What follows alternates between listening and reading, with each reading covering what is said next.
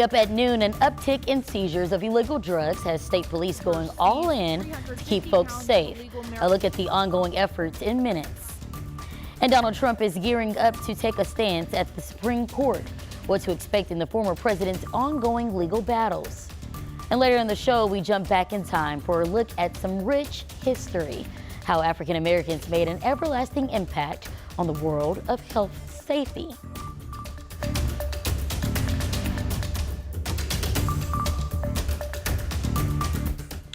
Good afternoon and thanks for joining us on this Thursday. I'm Jurnee Taylor. Plenty of headlines to get to, but first, something that's always a good talker. Let's get a check on traffic.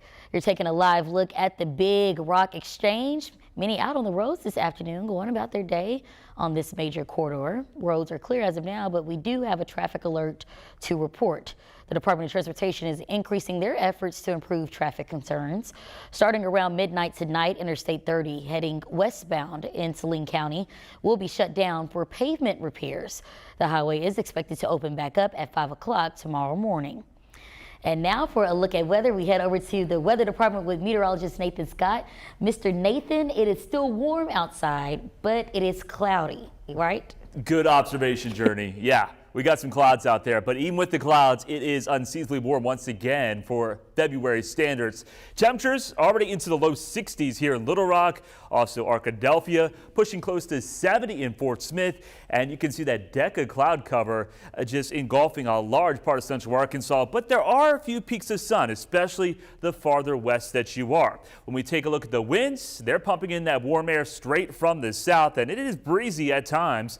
Those winds really kicking into gear, especially in northwest Arkansas, where the winds are already 25 miles per hour. So hold on to your hats, because we could see gusts as high as 20 to 25 miles per hour at times. The clouds, they could produce maybe an isolated or stray sprinkle or a very light shower, but most of us will be dry out there today as this moisture field is not very strong whatsoever. So the chance of an isolated shower will continue to be the story this afternoon, but most locations will stay dry. Highs today, mid to upper 60s. I think we're close to 70 on Friday. Going to the weekend, though, I'm talking about some cooler numbers, and also the rain chances will be going up. Will it be a washout? I'll have that answer coming up. All right, Nathan, thank you. And new details coming in as police announce an ongoing search in the city of Jacksonville. The city's police department shared on Facebook that a search is happening near General Samuels Road and Redmond Road. At this time, we aren't sure of the exact details, but authorities say they're looking for a wanted suspect who is described as a tall white male. Residents are advised to stay clear of the area for now. Red flags are being raised as a frightening trend of drugs continue to find their way into the state. In the past week alone, Arkansas police have taken nearly 350 pounds of illegal substances off of state highways. One of the popular hotspots in the state seems to be on Interstate 30. A special team created by state police remains on high alert in that area, and it includes 12 officers that are heavily trained in intercepting illegal drugs. Police tell us they're going above and beyond to keep the streets clean. But then also because of Interstate 30, all the stuff that comes from the Valley of Texas and the Houston area comes right up Interstate 30 and through Arkansas. Our troopers going out on the highway and trying to seize that stuff before it ruins somebody's life. The increased contraband in the state has caused Arkansas to become a national leader in illegal drug seizures.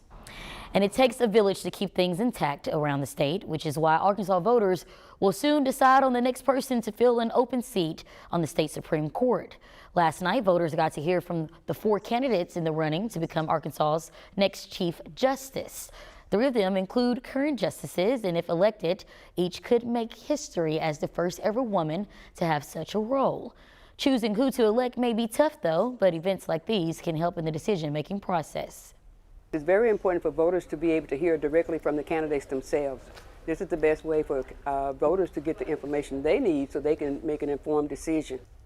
The need to fill the vacancy comes as Chief Justice Dan Kemp is expected to soon step down from his role. And you'll be deciding on that, plus picking who will be on the November ballot in less than a month.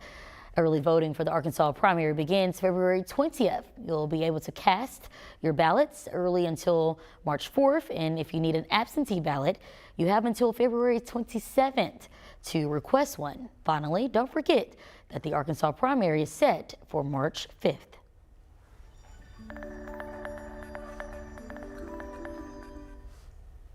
When those student loan payments restarted in October, I was in a world of hurt.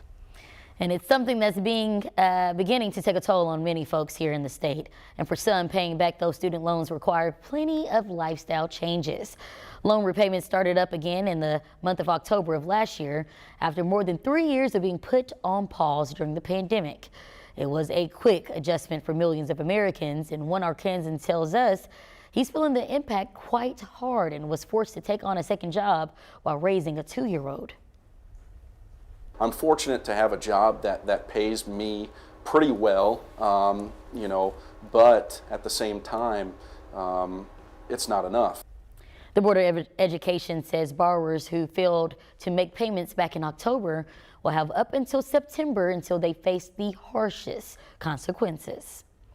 And more things to know as we're getting you through this Thursday. Little Rock Mayor Frank Scott Jr. will deliver the annual State of the City address tonight. The mayor is expected to touch on a number of topics.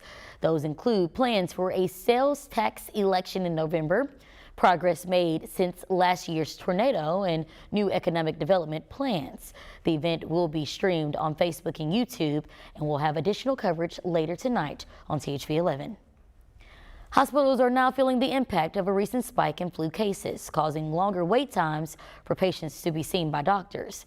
Health experts want to encourage folks to get their flu shots whenever they can. They say most patients who come in with flu symptoms are not vaccinated.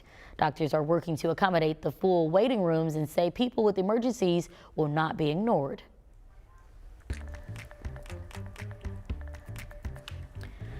There's one less opponent in the Democratic presidential race as Marianne Williamson announced the suspension of her campaign.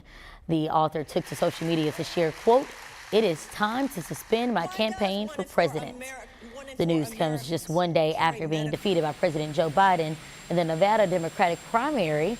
With Williamson stepping aside, the Democratic race now comes down to Representative Dean Phillips and President Biden. And former President Donald Trump is taking his legal fight all the way to the Supreme Court. Today, the justices will determine if Trump is able to run for president. The hearing stems from a Colorado lawsuit that attempts to keep the former president off the state's presidential ballot. The suit argues that Trump's actions in the January 6th Capitol riots makes him unfit for a second term.